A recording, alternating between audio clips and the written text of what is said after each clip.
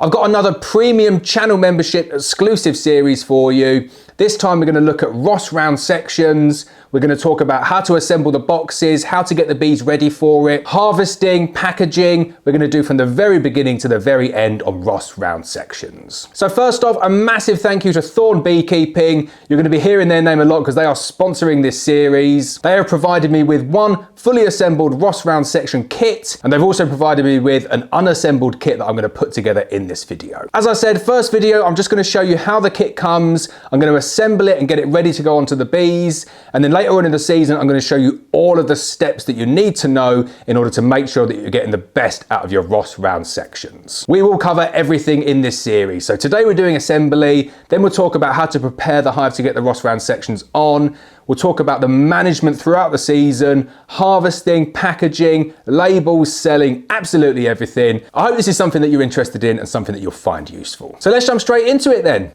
So this is what a case of Ross round sections looks like. It's made of cedar, it's got handhelds, and it's a little bit shallower than a National Super. These were patented in America, and it is a little bit of a shame that they're not aligned into a wooden National Super, but it's kind of impossible that they would be. So that means you do need a completely separate box like this, and then the frames, they are patented. You can only get them from a couple of places, and they're manufactured out in America. I have to say though, I love the design of Ross round sections. It's so neat, it works so well, and the bees really do like this circular shape. In terms of an end product, I don't think you can get much better than a Ross round section. What I'm not keen on with them though is that there is a huge amount of plastic that's involved. I'm gonna look at seeing if I can do some sort of recycling scheme with these. Not quite sure how I'm gonna do it yet, but I'm definitely going to look into it because I do think there's scope for some sort of recycling scheme to eliminate or at least reduce the amount of plastic waste that you're getting.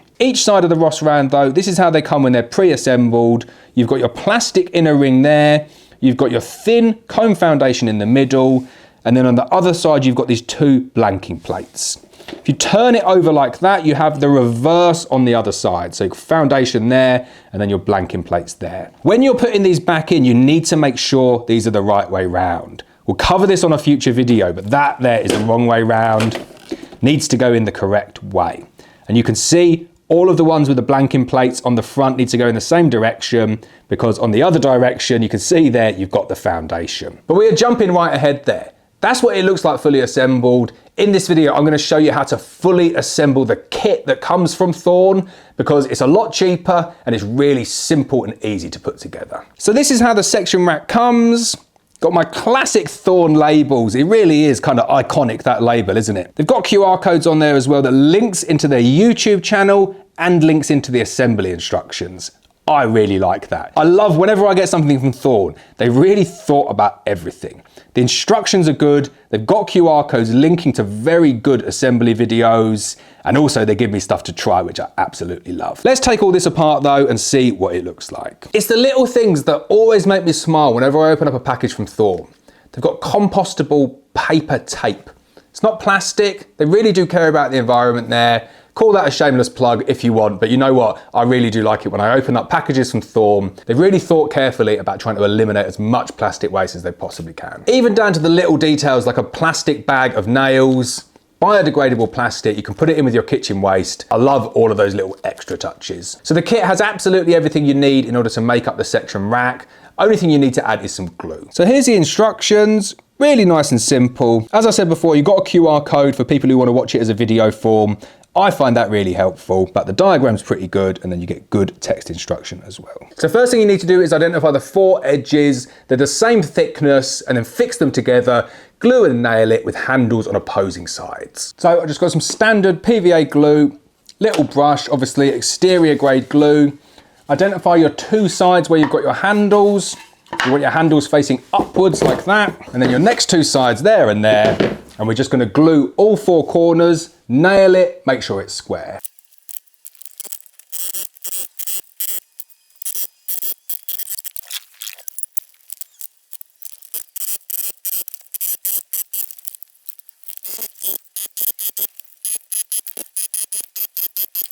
So once you've got your box like that, you need to make sure it's square. You can do that by measuring from corner to corner, or what I've just done here is put it on the other one, which I know is square. Really important to get this square though. So measure from corner to corner, should be the same distance either side. So what you then do is you need to place it upside down, so the handles are the opposite way up. And then on the thinner side, so this bit of wood over here is thicker than this piece here. That's the bit that's got the handles on. You need to place your first lathe across like that. All you're gonna then do is pin them into position with the gimp pins.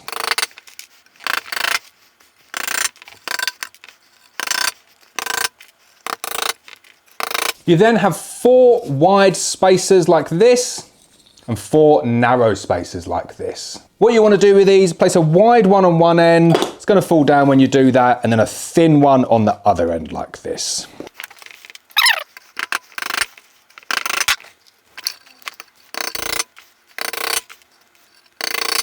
Once you've got it into this position here, you've got your long lathe there, a thin spacer and a thick spacer. You go in and you place your next lathe flush like that. All you're going to do then is repeat the process, keep on going until you get all the way to the other end.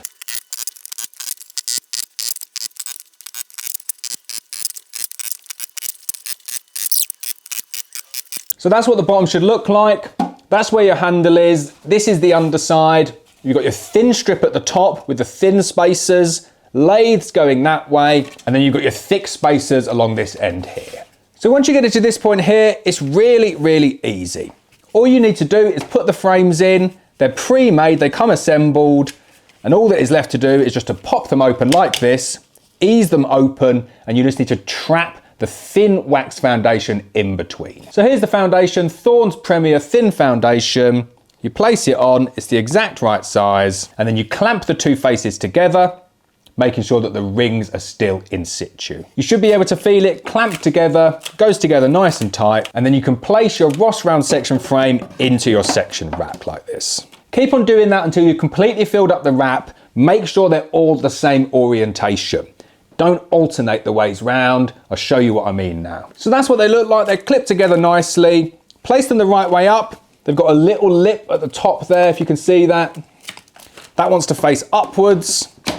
And then what's really important is making sure that when you line up the next one, you're lining them up the right way. So you see you've got 2 open here, 2 closed here. You need to put them on the same way as before, like that. So you can see them both in. That's how it should go.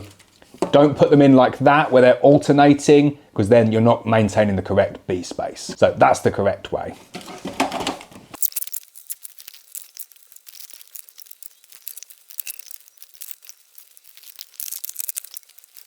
So there we go, I've got all my frames in there, completed with foundation. What you need to do now is push them all over to one end like this, and you'll see that it leaves a little bit of a gap. This is where the final bit of wood comes in. In the Ross round, it seems that if you just put that piece of wood in there, it pretty much fits. But you also get a little spring clip like this. If there is a bigger gap for some reason, you can put this spring clip in, just goes into this gap here like that. You force it down, and then that will keep the piece of wood nice and tight, compresses all the frames together, maintains your B space for you, and that is the section complete. So there we go, that's the section rack complete and the Ross rounds ready to go onto the beehive. I have to say, that was difficult. That took me a lot longer than I expected it to take. Probably took me in the region of non-stop about 30 to 35 minutes. If I was going ahead and buying these, which I will do, I'm going to buy some more of these, I am going to buy the assembled racks. Everything comes, it's completely made, ready to go. All you need to do is put it onto your beehive. So what we're going to do in the next episode of this series is prepare the colony to accept one of these section racks. They fit perfectly on a national hive. They do Langstroth versions as well. There's a few other different versions if you're on a different format. But what we're going to focus on in this series is how to get the best out of these section racks and how to make sure that the bees really focus on the Ross rounds so you get them drawn out and completely full of honey. So that's the end of the video. Hope you enjoyed that one. I'll see you next time.